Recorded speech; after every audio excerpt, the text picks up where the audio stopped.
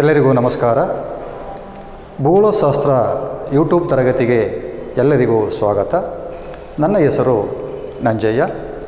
ನಾನು ಸಂತ Francis Assisi ಪದವಿ ಪೂರ್ವ ಕಾಲೇಜು ಕೊಳ್ಳೇಗಾಲ, ಚಾಮರಾಜನಗರ ಜಿಲ್ಲೆ ಇಲ್ಲಿ ಕೆಲಸವನ್ನು ನಿರ್ವಹಿಸ್ತಾ ಇದ್ದೇನೆ. ಈ ದಿನ ಈ ಒಂದು ತರಗತಿಯ ವಿಚಾರವಾಗಿ ಚರ್ಚಿಸಲು ನಿಮ್ಮೊಡನೆ ನಾನು ಬಂದಿದ್ದೇನೆ. ನೀವು ಇದುವರೆಗೂ ಭೂಗೋಳಶಾಸ್ತ್ರದ ಹಲವಾರು ಅಧ್ಯಾಯಗಳ ಬಗ್ಗೆ ತಿಳ್ಕೊಂಡಿದ್ದೀರಿ. ಅದೇ ರೀತಿಯಾಗಿ ಭೂಗೋಳಶಾಸ್ತ್ರದ ಮತ್ತೊಂದು ಮುಖ್ಯವಾದಂತಹ ಅಧ್ಯಾಯ 11 ಸಾರಿಗೆ ಸಂಪರ್ಕ. ಈ ಸಾರಿಗೆ ಸಂಪರ್ಕವು ಒಂದು ದೇಶದ ಆರ್ಥಿಕತೆಯಲ್ಲಿ ಅತಿ ಮುಖ್ಯವಾದಂತಹ ಒಂದು ಭಾಗ ಎಂಬುದಾಗಿ ನಾವು ತಿಳಿದಿದ್ದೇವೆ. ಹಾಗಾಗಿ ಸಾರಿಗೆಯು ಇಂದು ಉತ್ತಮವಾದ ರೀತಿಯಲ್ಲಿ ಕಾರ್ಯವನ್ನು ನಿರ್ವಹಿಸಬೇಕಾದರೆ ಆ ಒಂದು ಪ್ರದೇಶದಲ್ಲಿರ್ತಕ್ಕಂತಹ ಸಂಪನ್ಮೂಲಗಳ ಬಳಕೆ, ಆರ್ಥಿಕ ಚಟುವಟಿಕೆಗಳು ಮತ್ತು ಮಾರುಕಟ್ಟೆಗಳು ವಿಸ್ತಾರವಾಗಿ ಹಂಚಿಕೆಯಾಗಿವೆ ಹಾಗೂ ಉತ್ಪಾದನಾ ಪ್ರದೇಶಗಳು ಮತ್ತು ಅನುಭೋಗಿ ಪ್ರದೇಶಗಳು ಬಹು ದೂರದಲ್ಲಿವೆ. ಇಂತಹ ಉತ್ಪಾದನಾ ಪ್ರದೇಶ ಮತ್ತು ಅನುಭೋಗಿ ಪ್ರದೇಶಗಳನ್ನು ಒಗ್ಗೂಡಿಸುವಲ್ಲಿ ಸಾರಿಗೆಯ ಮಹತ್ವ ತುಂಬ ಪೂರ್ಣವಾದುದು ಎಂಬುದಾಗಿ ನಾವು ತಿಳಿದಿದ್ದೇವೆ. ಹಾಗೆಯೇ ಒಂದು ಪ್ರದೇಶದಲ್ಲಿ ದೊರೆಯುವಂತಹ ಸೌಲಭ್ಯಗಳಿಗೆ ಅನುಗುಣವಾಗಿ ವಸ್ತುಗಳನ್ನು ಉತ್ಪಾದಿಸಲಾಗ್ತಾ ಇದೆ. ಆದರೆ ಆ ವಸ್ತುಗಳು ಬಹು ದೂರದ ವಸ್ತುಗಳಿಗೂ ಕೂಡ, ಬಹು ದೂರದ ಪ್ರದೇಶಗಳಿಗೂ ಕೂಡ ಅತ್ಯಗತ್ಯವಾಗಿದೆ. ಹಾಗೆ ಬಹು ದೂರದಲ್ಲಿರ್ತಕ್ಕಂತಹ ವಸ್ತುಗಳು ಸಹ ಈ ಪ್ರದೇಶಕ್ಕೆ ಅತ್ಯಗತ್ಯವಾದಂತಹ ಒಂದು ವಸ್ತುಗಳಾಗಿವೆ. ಇಂತಹ ವಸ್ತುಗಳನ್ನು ಒಗ್ಗೂಡಿಸುವಲ್ಲಿ ಈ ಒಂದು ಸಾರಿಗೆ ಸಂಪರ್ಕಗಳು ಅತಿ ಮುಖ್ಯ ಎಂಬುದಾಗಿ ನಾವು ಭಾವಿಸಿದ್ದೇವೆ. ಸಾರಿಗೆ ಸಂಪರ್ಕವು ವಿವಿಧ ಸ್ಥಳಗಳು ಮತ್ತು ಸಮುದಾಯಗಳ ನಡುವಿನ ಸಂಪರ್ಕ ಸಂವಹನ ಸೇತುವೆಯಾಗಿ ಕಾರ್ಯನಿರ್ವಹಿಸ್ತಾ ಇದೆ. ಹಾಗಾಗಿ ಸಾರಿಗೆ ಇಂದು ಸರಕುಗಳು, ಸೇವೆಗಳು ಹಾಗೂ ಜನರನ್ನು ಒಂದು ಸ್ಥಳದಿಂದ ಮತ್ತೊಂದು ಸ್ಥಳಕ್ಕೆ ಸಾಗಿಸಿದರೆ ಸಂಪರ್ಕವು ಸಂದೇಶ, ವಿಚಾರಗಳು ಹಾಗೂ ಮಾಹಿತಿಗಳನ್ನು ಸಂಪರ್ಕಿಸುವಲ್ಲಿ ಅತ್ಯಂತ ಪ್ರಮುಖವಾದುದು ಎಂಬುದಾಗಿ ನಾವು ತಿಳಿದಿದ್ದೇವೆ. ಹಾಗಾಗಿ ಸಾರಿಗೆ ಎಂದರೇನು? ಸರಕು, ಸೇವೆ ಹಾಗೂ ಜನರನ್ನು ಒಂದು ಸ್ಥಳದಿಂದ ಮತ್ತೊಂದು ಸ್ಥಳಕ್ಕೆ ಸಾಗಿಸುವಂತಹ ಕಾರ್ಯವನ್ನು ನಾವು ಸಾರಿಗೆ ಎಂಬುದಾಗಿ ಕರೆದಿದ್ದೇವೆ. ಹೀಗೆ ಈ ಒಂದು ಸಾರಿಗೆಯು ವಿಶಾಲವಾದ ಪ್ರದೇಶಗಳಿರ್ತಕ್ಕಂತಹ ಜನರು, ಸರಕುಗಳು ಮತ್ತು ಸೇವೆಗಳನ್ನು ಒಗ್ಗೂಡಿಸುವಲ್ಲಿ ಅತ್ಯಂತ ಮಹತ್ವವಾದುದು ಎಂಬುದಾಗಿ ನಾವು ಭಾವಿಸಿದ್ದೇವೆ. ಹಾಗಾಗಿ ಸಾರಿಗೆಯು ತನ್ನದೇ ಆದಂತಹ ಕೆಲವೊಂದು ಮಹತ್ವಗಳನ್ನು ಒಳಗೊಂಡಿದೆ. ಅಂತಹ ಮಹತ್ವಗಳಲ್ಲಿ ಮುಖ್ಯವಾಗಿ ಉತ್ತಮ ಮತ್ತು ಸುಲಭ ದರದ ಸಾರಿಗೆ ಇಂದು ಭಾರತದಂತಹ ವಿಶಾಲವಾದ ದೇಶದ ಆರ್ಥಿಕ ಅಭಿವೃದ್ಧಿಗೆ ತುಂಬ ಕಾರಣ ಎಂಬುದಾಗಿ ನಾವು ತಿಳಿದಿದ್ದೇವೆ. ಅಲ್ಲದೆ ಈ ಒಂದು ಸಾರಿಗೆಯು ಆ ಒಂದು ಪ್ರದೇಶ ಅಥವಾ ರಾಷ್ಟ್ರದಲ್ಲಿರತಕ್ಕಂತಹ ಸ್ವಾಭಾವಿಕ ಸಂಪನ್ಮೂಲಗಳ ಬಳಕೆಗೆ ತುಂಬ ಸಹಾಯಕವಾಗಿದೆ. ಹಾಗೂ ಒಂದು ಪ್ರದೇಶದ ಕೈಗಾರಿಕಾಭಿವೃದ್ಧಿ, ಮಾರುಕಟ್ಟೆಗಳ ವಿಸ್ತರಣೆಯಲ್ಲಿ ಸಾರಿಗೆಯ ಪಾತ್ರ ತುಂಬ ಪ್ರಮುಖವಾದುದು. ಹಾಗೂ ಬೆಲೆಗಳ ಸ್ಥಿರತೆ, ವ್ಯಾಪಾರ ವಹಿವಾಟುಗಳ ನಿರ್ವಹಣೆಯಲ್ಲಿ ಸಾರಿಗೆಯು ಅತ್ಯಂತ ಪ್ರಮುಖವಾದುದು ಎಂಬುದಾಗಿ ಕೂಡ ತಿಳಿಯಲಾಗಿದೆ. ಅಲ್ಲದೆ ಸಾರಿಗೆಯು ಉದ್ಯೋಗಾವಕಾಶಗಳ ಪ್ರಗತಿ ಮತ್ತು ದೇಶದ ಸಮಗ್ರತೆ ಹಾಗೂ ಏಕತೆಯನ್ನು ಕಾಪಾಡುವಲ್ಲಿ ಅತ್ಯಂತ ಪರಿಪೂರ್ಣವಾದಂತಹ ಒಂದು ಅಂಶ ಎಂಬುದಾಗಿ ಕೂಡ ತಿಳಿಯಲಾಗಿದೆ. ಅಲ್ಲದೆ ಈ ಒಂದು ಸಾರಿಗೆಯು ಪ್ರಾಕೃತಿಕ ವಿಕೋಪಗಳು ಸಂಭವಿಸಿದಾಗ ಆ ಪ್ರದೇಶಕ್ಕೆ ಸೂಕ್ತ ಪರಿಹಾರ ಕ್ರಮಗಳು ಹಾಗೂ ಅಲ್ಲಿನ ಒಂದು ರಕ್ಷಣೆಗೆ ಬೇಕಾದಂತಹ ವಸ್ತುಗಳನ್ನು ಪೂರೈಕೆ ಮಾಡುವಲ್ಲಿ ಸಾರಿಗೆ ಅತ್ಯಂತ ಪ್ರಮುಖವಾದುದು ಎಂಬುದಾಗಿ ಕೂಡ ಪರಿಗಣಿಸಲಾಗಿದೆ. ಹಾಗೆಯೇ ಪ್ರವಾಸೋದ್ಯಮದ ಉತ್ತೇಜನ ಮತ್ತು ಒಂದು ದೇಶದ ಜನರ ಜೀವನ ಮಟ್ಟವನ್ನು ಸುಧಾರಿಸಲು ಈ ಒಂದು ಸಾರಿಗೆಯು ತುಂಬ ಪ್ರಮುಖವಾದಂತಹ ಒಂದು ಮಾಧ್ಯಮ ಎಂಬುದಾಗಿ ತಿಳಿದು ಬಂದಿದೆ. ಹೀಗೆ ಸಾರಿಗೆಯು ಇಂತಹ ಹಲವಾರು ತನ್ನದೇ ಆದಂತಹ ಪ್ರಾಮುಖ್ಯತೆಯನ್ನು ಹೊಂದಿರತಕ್ಕಂತಹ ಒಂದು ಅಂಶವನ್ನು ನಾವು ಕಾಣಬಹುದಾಗಿದೆ. ವಿದ್ಯಾರ್ಥಿಗಳೇ, ಮುಂದೆ ಸಾರಿಗೆಯ ವಿಧಗಳ ಬಗ್ಗೆ ನಾವು ತಿಳಿದುಕೊಳ್ಳೋಣ. ಸಾರಿಗೆಯಲ್ಲಿ ಮುಖ್ಯವಾಗಿ 3 ವಿಧಗಳಿದೆ. ಆ 3 ವಿಧಗಳು ಯಾವುವೆಂದರೆ ಭೂ ಸಾರಿಗೆ, ಜಲ ಸಾರಿಗೆ ಮತ್ತು ವಾಯು ಸಾರಿಗೆ. ಈ 3 ವಿಧಗಳು ಸಾರಿಗೆಯಲ್ಲೇ ಅತ್ಯಂತ ಮಹತ್ವಪೂರ್ಣವಾದವು ಎಂಬುದಾಗಿ ತಿಳಿದು ಬಂದಿದೆ. ಈ ಸಾರಿಗೆ ವ್ಯವಸ್ಥೆಯಲ್ಲಿ ಭೂ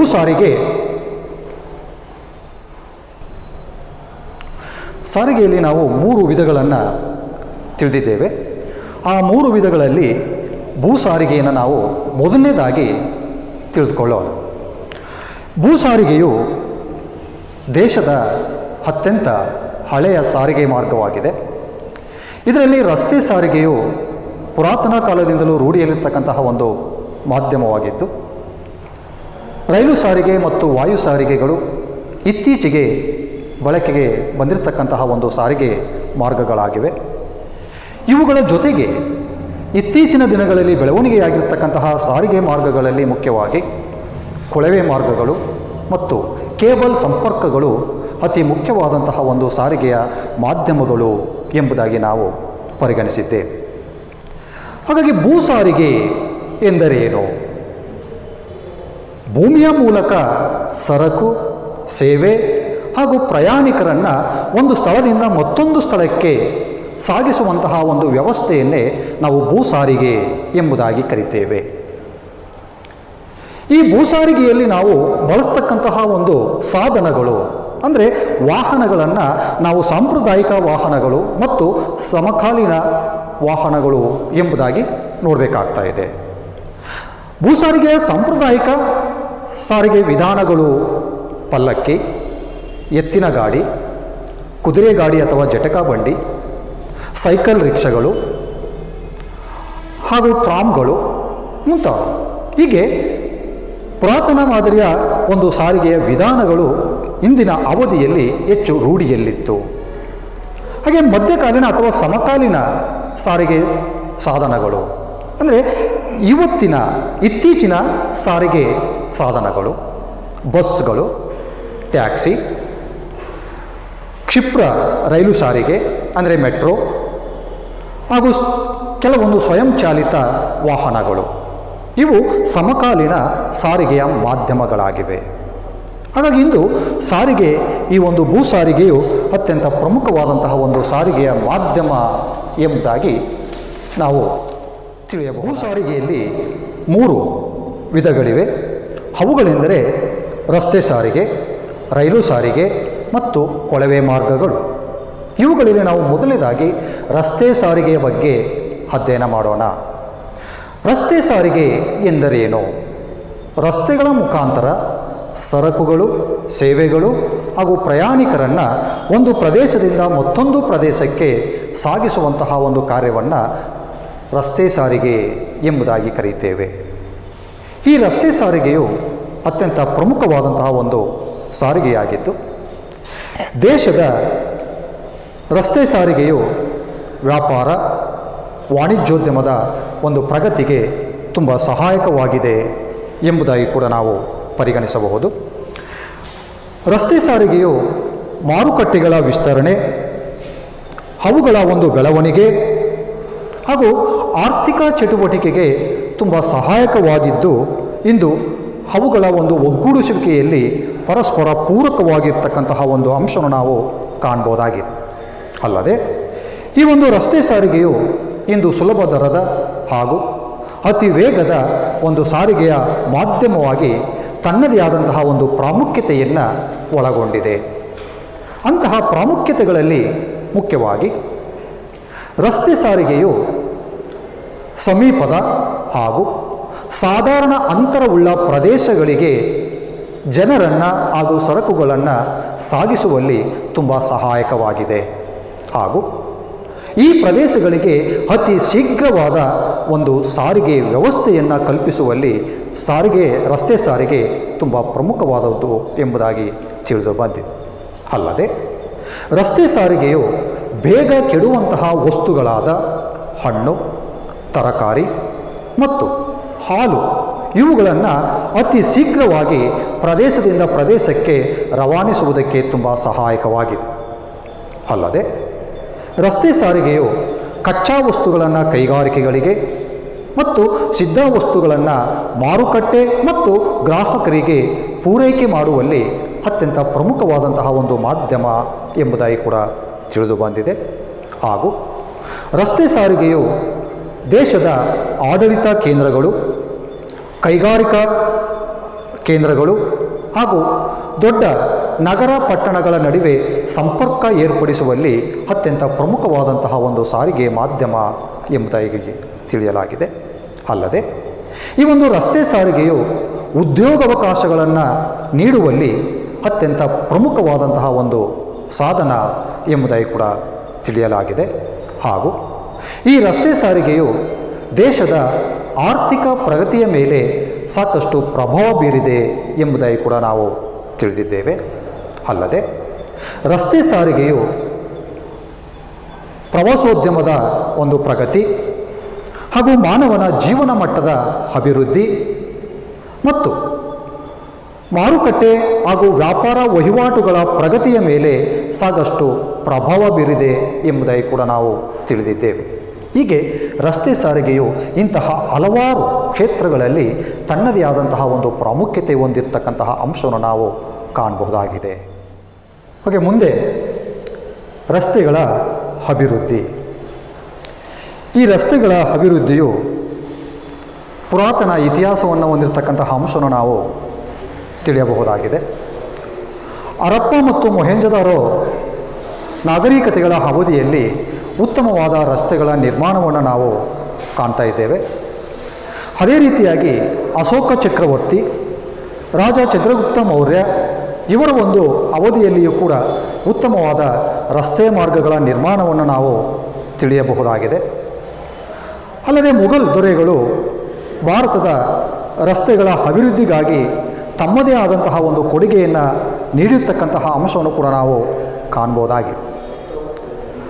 ಆದರೆ ಭಾರತದಲ್ಲಿ ಸ್ವತಂತ್ರ ಪೂರ್ವದಲ್ಲಿ ಕೇವಲ 4 ರಸ್ತೆ ಮಾರ್ಗಗಳು ಮಾತ್ರ ನಿರ್ಮಾಣವಾಗಿತ್ತು. ಆ 4 ರಸ್ತೆ ಮಾರ್ಗಗಳು ಯಾವುವು ಎಂದರೆ ಖೈಬರ್ ಕಲ್ಕತ್ತಾ ರಸ್ತೆ ದೆಹಲಿ ಮಾರ್ಗವಾಗಿ ಹಾಗೂ ಕಲ್ಕತ್ತಾ ಮದ್ರಾಸ್ ರಸ್ತೆ, ಮದ್ರಾಸ್ ಬಾಂಬೆ ರಸ್ತೆ ಮತ್ತು ಬಾಂಬೆ ದೆಹಲಿ ರಸ್ತೆಗಳು ಪ್ರಮುಖವಾಗಿತ್ತು. ಆದರೆ ಈ ರಸ್ತೆ ಮಾರ್ಗಗಳನ್ನು ಕೇವಲ ದೇಶದ ಕೆಲವೊಂದು ಉದ್ದೇಶಗಳಿಗಾಗಿ ಮಾತ್ರ ಬಳಕೆಗೆ ಒಳಪಡಿಸಲಾಗ್ತಾ ಇತ್ತು. ಹಾಗಾಗಿ ಇಂದು ಭಾರತದಲ್ಲಿ ರಸ್ತೆ ಮಾರ್ಗಗಳ ಅಭಿವೃದ್ಧಿಯು ಒಂದು ವಿಶಿಷ್ಟವಾಗಿ ಬೆಳವಣಿಗೆಯಾಗಿರ್ತಕ್ಕಂತಹ ಅಂಶವನ್ನು ನಾವು ಕಾಣ್ಬೋದಾಗಿದೆ. ಕಾಲಕ್ರಮೇಣ ಸ್ವತಂತ್ರ ಪೂರ್ವದಲ್ಲಿ ಭಾರತದ ರಸ್ತೆಗಳ ಅಭಿವೃದ್ಧಿಗಾಗಿ ಒಂದು ಯೋಜನೆಯನ್ನು ರೂಪಿಸಲಾಗ್ತಾ ಇದೆ. ಆ ಒಂದು ಯೋಜನೆಯು ಜಾರಿಗೆ ಬಂದ ನಂತರ ದೇಶದ ರಸ್ತೆ ಸಾರಿಗೆಯು ತುಂಬ ಉತ್ತಮವಾಗಿ ಬೆಳವಣಿಗೆಯಾಗಿರ್ತಕ್ಕಂತಹ ಅಂಶವನ್ನು ನಾವು ಕಾಣ್ಬೋದಾಗಿದೆ. ಹಾಗಾಗಿ ಭಾರತದಲ್ಲಿ 1943ರಲ್ಲಿ ನಾಗಪುರ ಯೋಜನೆ ಜಾರಿಗೊಳಿಸಲಾಗ್ತಾ ಇರ್ತದೆ.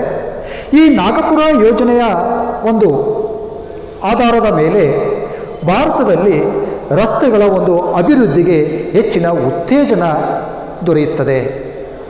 ಈ ನಾಗಪುರ ಯೋಜನೆಯ ಉದ್ದೇಶವೇನಪ್ಪ ಎಂದರೆ, ಈ ಯೋಜನೆಯಲ್ಲಿ 10 ವರ್ಷಗಳ ಅವಧಿಯ ಒಂದು ರಸ್ತೆ ಯೋಜನೆಯನ್ನು ರೂಪಿಸಲಾಗ್ತಾ ಇರ್ತದೆ. ಈ ರಸ್ತೆ ಯೋಜನೆಯ ಪ್ರಮುಖ ಉದ್ದೇಶವೇನೆಂದರೆ 2.65 ಲಕ್ಷ ಕಿಲೋಮೀಟರ್ ಉದ್ದದಿಂದ 4 ಲಕ್ಷ ಕಿಲೋಮೀಟರ್ ಉದ್ದದವರೆಗೆ ರಸ್ತೆ ಮಾರ್ಗಗಳನ್ನು ಹೆಚ್ಚಿಸುವುದು ಹಾಗೂ ಈ ನಾಗಪುರ ಯೋಜನೆಯ ಒಂದು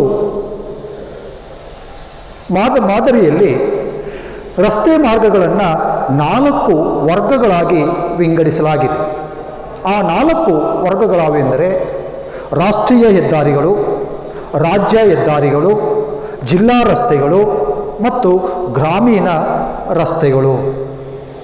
ಕಾಲಕ್ರಮೇಣ ರಸ್ತೆಗಳ ಒಂದು ಅಭಿವೃದ್ಧಿಗಾಗಿ ಹಾಗೂ ರಸ್ತೆಗಳನ್ನು ಮತ್ತಷ್ಟು ವಿಸ್ತರಿಸುವ ಉದ್ದೇಶಕ್ಕಾಗಿ 1961ರಲ್ಲಿ ಮತ್ತೊಂದು ಯೋಜನೆಯನ್ನು ರೂಪಿಸಲಾಗ್ತಾ ಇದೆ. ಆ ಯೋಜನೆಯಲ್ಲಿ 20 ವರ್ಷಗಳ ಅವಧಿಯ ರಸ್ತೆ ಯೋಜನೆಯನ್ನು ರೂಪಿಸಲಾಗ್ತದೆ. ಈ 20 ವರ್ಷಗಳ ರಸ್ತೆ ಯೋಜನೆಯ ಮುಖ್ಯ ಉದ್ದೇಶವೇನೆಂದರೆ 6.56 ಲಕ್ಷ ಕಿಲೋಮೀಟರ್ನಿಂದ 10.60 ಕಿಲೋಮೀಟರ್ಗಳವರೆಗೆ ರಸ್ತೆ ಮಾರ್ಗಗಳನ್ನು ಹೆಚ್ಚಿಸುವುದು ಹಾಗೂ ವ್ಯವಸಾಯ ಪ್ರದೇಶದ ಗ್ರಾಮೀಣ ವಸತಿಗಳನ್ನು ಅಥವಾ ವ್ಯವಸಾಯ ಪ್ರದೇಶದ ವಸತಿ ಪ್ರದೇಶದ ರಸ್ತೆಗಳನ್ನು ಟಾರ್ ರಸ್ತೆಯಿಂದ 6.4 ಕಿಲೋಮೀಟರ್ ಒಳಗೆ ಇರಬೇಕು ಮತ್ತು ಮಣ್ಣಿನ ರಸ್ತೆಯಿಂದ 2.4 ಕಿಲೋಮೀಟರ್ಗಳಷ್ಟು ಒಳಗೆ ಈ ಒಂದು ರಸ್ತೆಗಳು ನಿರ್ಮಾಣವಾಗಿರಬೇಕು ಎಂಬಂತಹ ಅಂಶವನ್ನು ಈ ಯೋಜನೆಯಲ್ಲಿ ಅಳವಡಿಸಲಾಗ್ತಾ ಇದೆ. ಅಲ್ಲದೆ ಹಿಂದುಳಿದ ಒಂದು ಗ್ರಾಮೀಣ ವಸತಿ ಪ್ರದೇಶಗಳಲ್ಲಿ ರಸ್ತೆಗಳು ಗರಿಷ್ಠ 18.2 ಕಿಲೋಮೀಟರ್ ಒಳಗೆ ಇರಬೇಕು ಎಂಬುದಾಗಿ ಕೂಡ ಸೂಚಿಸಲಾಗಿದೆ.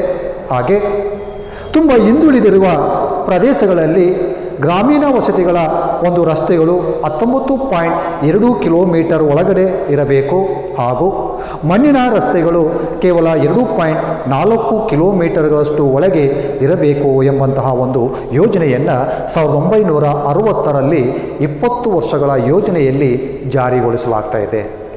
ಹೀಗೆ ಭಾರತದಲ್ಲಿ 1943ರ ಯೋಜನೆ ಮತ್ತು 1961ರಲ್ಲಿ ರೂಪಿಸಲಾದಂತಹ ಒಂದು ಯೋಜನೆಗಳು ದೇಶದ ಒಂದು ರಸ್ತೆಗಳ ಪ್ರಗತಿಗೆ ಪೂರಕವಾಗಿವೆ ಎಂಬುದಾಗಿ ನಾವು ತಿಳಿಯಬಹುದು. ಇದರಿಂದಾಗಿ ದೇಶದಾದ್ಯಂತ ರಸ್ತೆ ಮಾರ್ಗಗಳು ಹಂಚಿಕೆಯಾಗಿ ವಿಸ್ತಾರವಾಗಿ ಬೆಳವಣಿಗೆ ಹೊಂದುವುದಕ್ಕೆ ತುಂಬ ಸಹಾಯಕವಾಗಿದೆ ಎಂಬುದಾಗಿ ನಾವು ತಿಳಿಯಬಹುದಾಗಿದೆ. ಓಕೆ ಮಕ್ಕಳೇ, ಮುಂದೆ ರಸ್ತೆಗಳ ವರ್ಗೀಕರಣವನ್ನು ಕುರಿತು ನಾವು ತಿಳಿದುಕೊಳ್ಳೋಣ. ಭಾರತದಲ್ಲಿ ರಸ್ತೆಗಳ ಕಾರ್ಯಶೀಲತೆಯ ಆಧಾರದ ಮೇಲೆ 4 ವಿಧಗಳಾಗಿ ರಸ್ತೆಗಳನ್ನು ವರ್ಗೀಕರಿಸಲಾಗಿದೆ.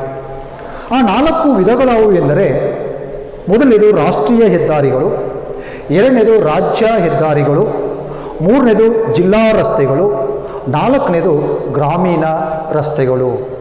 ಈ 4 ವಿಧಗಳು ಭಾರತದ ರಸ್ತೆ ಸಾರಿಗೆ ವ್ಯವಸ್ಥೆಯಲ್ಲಿ ಅತ್ಯಂತ ಪ್ರಮುಖವಾದಂತಹ ಒಂದು ಸಾರಿಗೆಯ ರಸ್ತೆಯ ವಿಧಗಳಾಗಿವೆ. ಇದರಲ್ಲಿ ನಾವು ಮೊದಲನೇದಾಗಿ ರಾಷ್ಟ್ರೀಯ ಹೆದ್ದಾರಿಗಳ ಬಗ್ಗೆ ತಿಳಿದುಕೊಳ್ಳೋಣ. ರಾಷ್ಟ್ರೀಯ ಹೆದ್ದಾರಿಗಳು ದೇಶದ ಅತಿ ಮುಖ್ಯವಾದಂತಹ ಒಂದು ರಸ್ತೆ ಮಾರ್ಗಗಳಾಗಿವೆ. ಇವು ದೇಶದ ಉದ್ದಗಲಕ್ಕೂ ವಿಸ್ತರಿಸಿವೆ. ಈ ರಸ್ತೆಗಳು ಸಾಮಾನ್ಯವಾಗಿ ರಾಜ್ಯದ ರಾಜಧಾನಿ ಕೇಂದ್ರಗಳು, ಪ್ರಧಾನ ಬಂದರುಗಳು ಹಾಗೂ ಪ್ರಮುಖ ಕೈಗಾರಿಕಾ ನಗರಗಳನ್ನು ಸಂಪರ್ಕಿಸುವಲ್ಲಿ ಅತ್ಯಂತ ಪ್ರಮುಖವಾದ ರಸ್ತೆಗಳು ಎಂಬುದಾಗಿ ತಿಳಿದು ಬಂದಿದೆ. ಈ ರಾಷ್ಟ್ರೀಯ ಹೆದ್ದಾರಿಗಳು ದೇಶದ ಒಟ್ಟು ರಸ್ತೆ ಮಾರ್ಗದಲ್ಲಿ ಶೇಕಡ ಕೇವಲ 2ರಷ್ಟಿದೆ.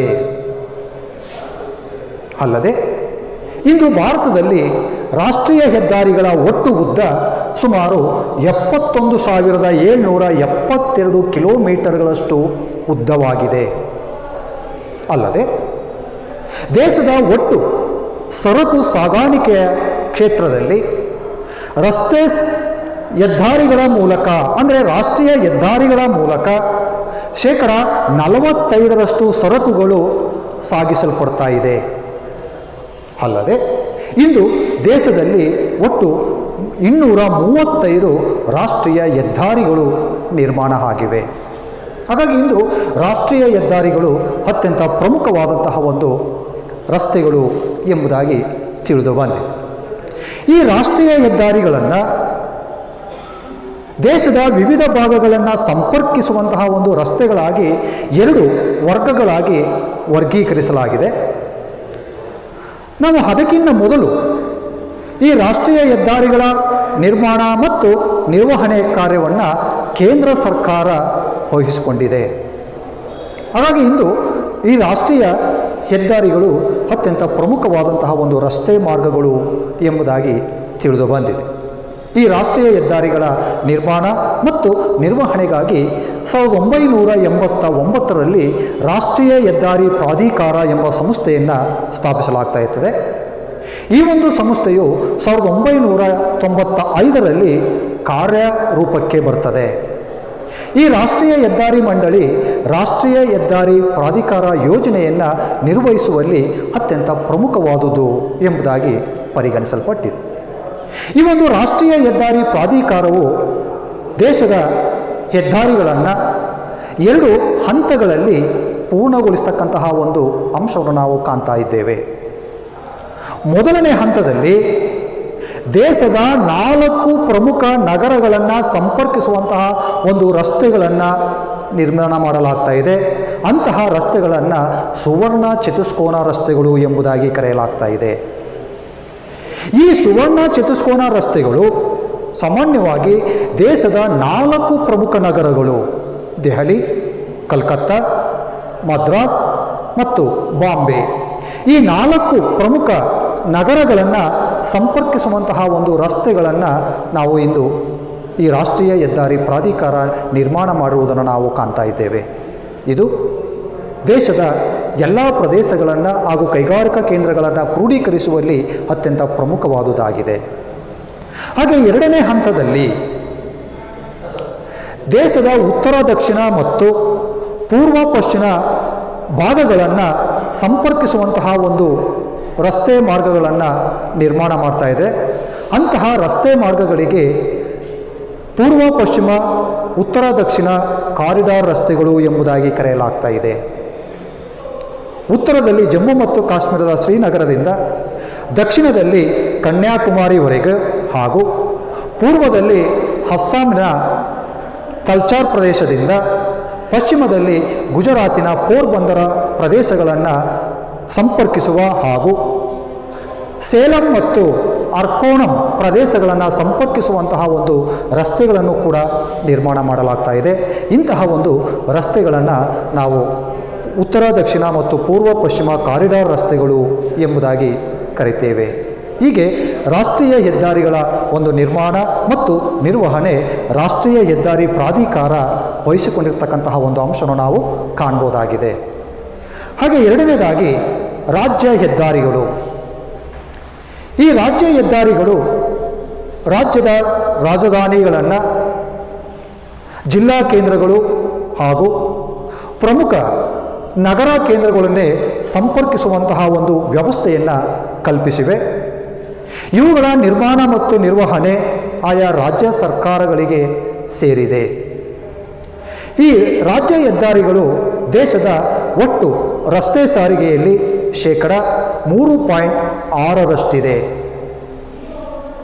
ಹಾಗೆ ನಂತರ 3ನೇದಾಗಿ ಜಿಲ್ಲಾ ರಸ್ತೆಗಳು. ಈ ಜಿಲ್ಲಾ ರಸ್ತೆಗಳು ಸಾಮಾನ್ಯವಾಗಿ ನಗರ ಕೇಂದ್ರಗಳನ್ನು, ತಾಲೂಕು ಕೇಂದ್ರಗಳು ಹಾಗೂ ಅಭಿವೃದ್ಧಿ ಹೊಂದಿದ ವ್ಯವಸಾಯ ಪ್ರದೇಶದ ದೊಡ್ಡ ಗ್ರಾಮೀಣ ಪ್ರದೇಶಗಳೊಡನೆ ಸಂಪರ್ಕಿಸುವ ಒಂದು ರಸ್ತೆ ಮಾರ್ಗಗಳು ಎಂಬುದಾಗಿ ತಿಳಿಯಲಾಗಿದೆ. ಈ ಜಿಲ್ಲಾ ರಸ್ತೆಗಳ ನಿರ್ಮಾಣ ಮತ್ತು ನಿರ್ವಹಣೆ ಜಿಲ್ಲಾ ಪಂಚಾಯಿತಿಗಳಿಗೆ ಸೇರಿರ್ತಕ್ಕಂತಹ ಒಂದು ವ್ಯವಸ್ಥೆಯನ್ನು ಕೂಡ ನಾವು ಕಾಣ್ತಾ ಇದ್ದೆ. ಹಾಗಾಗಿ ಜಿಲ್ಲಾ ರಸ್ತೆಗಳ ಒಂದು ಒಟ್ಟು ಪ್ರಮಾಣ ದೇಶದ ಒಟ್ಟು ರಸ್ತೆ ಸಾರಿಗೆಯಲ್ಲಿ ಸುಮಾರು 4.6 ಲಕ್ಷ ಕಿಲೋಮೀಟರ್ಗಳಷ್ಟು ಜಿಲ್ಲಾ ರಸ್ತೆಗಳು ನಿರ್ಮಾಣ ಆಗಿವೆ. ಹಾಗೆ ಕೊನೆಯದಾಗಿ ಗ್ರಾಮೀಣ ರಸ್ತೆಗಳು. ಈ ಗ್ರಾಮೀಣ ರಸ್ತೆಗಳು ಸಾಮಾನ್ಯವಾಗಿ ಗ್ರಾಮೀಣ ಪ್ರದೇಶಗಳು ಮತ್ತು ತಾಲೂಕು ಕೇಂದ್ರಗಳನ್ನು ಸಂಪರ್ಕಿಸುವಂತಹ ಒಂದು ರಸ್ತೆಗಳಾಗಿವೆ. ಇವುಗಳ ನಿರ್ಮಾಣ ಮತ್ತು ನಿರ್ವಹಣೆ ಸಾಮಾನ್ಯವಾಗಿ ಆಯಾ ಗ್ರಾಮ ಪಂಚಾಯಿತಿ ಮತ್ತು ತಾಲೂಕು ಪಂಚಾಯಿತಿ ವ್ಯಾಪ್ತಿಗೆ ಒಳಪಟ್ಟಿದೆ. ಈ ಗ್ರಾಮೀಣ ರಸ್ತೆಗಳು ಸಾಮಾನ್ಯವಾಗಿ ಕಚ್ಚಾ ರಸ್ತೆಗಳಾಗಿದ್ದು ಮಳೆಗಾಲದಲ್ಲಿ ಇಲ್ಲಿ ವಾಹನಗಳ ಸಂಚಾರಕ್ಕೆ ತುಂಬ ಅನಾನುಕೂಲವಾಗಿದೆ. ಹಾಗಾಗಿ ಈ 4 ವಿಧಗಳು ಅಂದರೆ ರಾಷ್ಟ್ರೀಯ ಹೆದ್ದಾರಿಗಳು, ರಾಜ್ಯ ಹೆದ್ದಾರಿಗಳು, ಜಿಲ್ಲಾ ರಸ್ತೆಗಳು ಮತ್ತು ಗ್ರಾಮೀಣ ರಸ್ತೆಗಳು ಇಂದು ರಸ್ತೆ ಸಾರಿಗೆಯಲ್ಲಿ ಪ್ರಮುಖವಾದಂತಹ ಒಂದು 4 ವಿಧಗಳು ಎಂಬುದಾಗಿ ನಾವು ತಿಳಿದಿದ್ದೇವೆ. ಹಾಗೆ ಮುಂದೆ ಮಕ್ಕಳೇ ನಾವು ರಸ್ತೆ ಸಾರಿಗೆಯ ಹಂಚಿಕೆಯ ಬಗ್ಗೆ ತಿಳಿದುಕೊಳ್ಳೋಣ. ರಸ್ತೆಗಳು ದೇಶದಾದ್ಯಂತ ಜೀವನಾಡಿಯಂತೆ ವಿಸ್ತರಿಸಿದೆ. ಆದರೆ ರಸ್ತೆ ಮಾರ್ಗಗಳು ದೇಶದ ಎಲ್ಲ ಭಾಗಗಳಲ್ಲಿಯೂ ಕೂಡ ಒಂದೇ ಪ್ರಮಾಣದಲ್ಲಿ ಹಂಚಿಕೆಯಾಗಿಲ್ಲ. ಇವು ಕೆಲವೊಂದು ಪ್ರದೇಶಗಳಲ್ಲಿ ಯಥೇಚ್ಛವಾಗಿ ಹಂಚಿಕೆಯಾಗಿದೆ, ಕೆಲವೊಂದು ಪ್ರದೇಶಗಳಲ್ಲಿ ತುಂಬ ವಿರಳವಾಗಿ ಹಂಚಿಕೆಯಾಗಿದೆ. ಹಾಗೆ ಕೆಲವೊಂದು ಗ್ರಾಮೀಣ ಪ್ರದೇಶಗಳಲ್ಲಿ ಇವತ್ತಿಗೂ ಕೂಡ ರಸ್ತೆ ಸಂಪರ್ಕವೇ ಇಲ್ಲದಂತಹ ಒಂದು ಪ್ರದೇಶಗಳನ್ನು ಕೂಡ ನಾವು ಕಾಣ್ಬೋದಾಗಿದೆ. ಹಾಗಾಗಿ ಇಂದು ಉತ್ತರ ಪ್ರದೇಶ ರಾಜ್ಯವು ದೇಶದಲ್ಲಿಯೇ ಅತಿ ಹೆಚ್ಚು ರಸ್ತೆ ಮಾರ್ಗಗಳ ಜಾಲವನ್ನು ಹೊಂದಿರತಕ್ಕಂತಹ ಒಂದು ರಾಜ್ಯವಾಗಿದ್ದು, ಇದರ ಜೊತೆಯಲ್ಲಿಯೇ ಕರ್ನಾಟಕ, ಮಹಾರಾಷ್ಟ್ರ, ಆಂಧ್ರ ಪ್ರದೇಶ, ಒರಿಸ್ಸಾ, ತಮಿಳುನಾಡು, ಗುಜರಾತ್, ರಾಜಸ್ಥಾನ ಮತ್ತು ಬಿಹಾರ್ ರಾಜ್ಯಗಳು ಉತ್ತಮವಾದ ಹಾಗೂ ವಿಸ್ತಾರವಾದ ರಸ್ತೆ ಜಾಲಗಳನ್ನು ಒಳಗೊಂಡಿದೆ. ಆದ ಕಾರಣ ಈ ಎಲ್ಲ ರಾಜ್ಯಗಳು ದೇಶದ ಒಟ್ಟು ರಸ್ತೆ ಮಾರ್ಗದಲ್ಲಿ 80% ರಸ್ತೆಗಳನ್ನು ಒಳಗೊಂಡಿದೆ. ಇದಕ್ಕೆ ವಿರುದ್ಧವಾಗಿ ಸಿಕ್ಕಿಂ, ಜಮ್ಮು ಮತ್ತು ಕಾಶ್ಮೀರ, ಮಿಜೋರಾಂ, ಅರುಣಾಚಲ ಪ್ರದೇಶ, ಮೇಘಾಲಯ ಮತ್ತು ಮಣಿಪುರ ಹಾಗೂ ಜಾರ್ಖಂಡ್ ರಾಜ್ಯಗಳು ಕಡಿಮೆ ರಸ್ತೆ ಮಾರ್ಗಗಳನ್ನು ಹೊಂದಿರತಕ್ಕಂತಹ ಒಂದು ರಾಜ್ಯಗಳಾಗಿವೆ. ಇಲ್ಲಿ ದೇಶದ ಒಟ್ಟು ರಸ್ತೆ ಮಾರ್ಗದ ಹಂಚಿಕೆಯಲ್ಲಿ 18% ಮಾತ್ರ ಕಂಡುಬರ್ತಾ ಇದೆ. ಇನ್ನುಳಿದ ಸಾಧಾರಣ ಪ್ರಮಾಣದ ರಸ್ತೆಗಳು ವಿವಿಧ ರಾಜ್ಯಗಳು ಹಾಗೂ ದ್ವೀಪ ಪ್ರದೇಶಗಳಲ್ಲಿ ಹಂಚಿಕೆಯಾಗಿರ್ತಕ್ಕಂತಹ ಒಂದು ಅಂಶವನ್ನು ನಾವು ಕಾಣ್ಬೋದಾಗಿದೆ. ಹೀಗೆ ದೇಶದಲ್ಲಿ ರಸ್ತೆ ಮಾರ್ಗಗಳ ಹಂಚಿಕೆಯು ತುಂಬ ವ್ಯತ್ಯಾಸದಿಂದ ಕೂಡಿದ್ದು, ಒಂದು ಕಡೆ ಯಥೇಚ್ಛವಾಗಿ ಹಂಚಿಕೆಯಾಗಿದೆ, ಮತ್ತೊಂದು ಕಡೆ ತುಂಬ ವಿರಳವಾಗಿ ಹಂಚಿಕೆಯಾಗಿರ್ತಕ್ಕಂತಹ ಅಂಶವನ್ನು ನಾವು ಕಾಣ್ತಾ ಇದ್ದೇವೆ.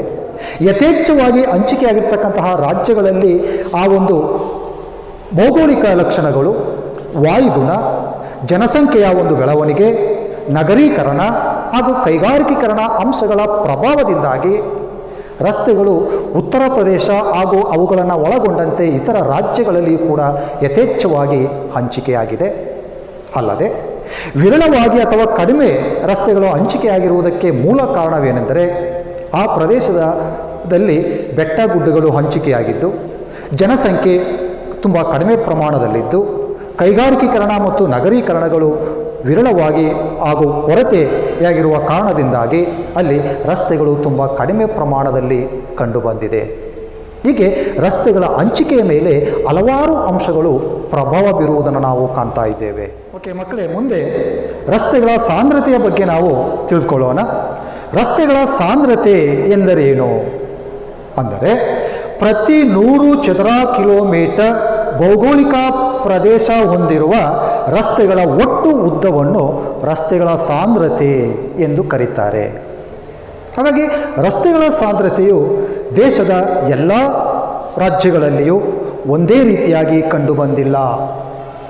ಹಾಗಾಗಿ ದೇಶದಲ್ಲಿ 2011ರ ಅಂಕಿಅಂಶದ ಪ್ರಕಾರ ಸುಮಾರು 42,36,000 ಕಿಲೋಮೀಟರ್ಗಳಷ್ಟು ಉದ್ದದ ರಸ್ತೆ ಜಾಲಗಳನ್ನು ನಾವು ಕಾಣ್ಬೋದಾಗಿದೆ. ಇವುಗಳಲ್ಲಿ ಕೇರಳ ರಾಜ್ಯ ಅತಿ ಹೆಚ್ಚು ರಸ್ತೆ ಜಾಲಗಳನ್ನು ಹೊಂದಿದ್ದು ದೇಶದಲ್ಲಿಯೇ ಪ್ರಥಮ ಸ್ಥಾನ ಹೊಂದಿದೆ ಎಂಬುದಾಗಿ ನಾವು ತಿಳಿಯಬಹುದಾಗಿದೆ. ಕೇರಳ ರಾಜ್ಯದಲ್ಲಿ ಪ್ರತಿ 100 ಚದರ ಕಿಲೋಮೀಟರ್ ಭೌಗೋಳಿಕ ಉದ್ದದಲ್ಲಿ ಕೇರಳ ರಾಜ್ಯವು 388.2 ಉದ್ದದ ರಸ್ತೆಗಳನ್ನು ಹೊಂದಿದೆ.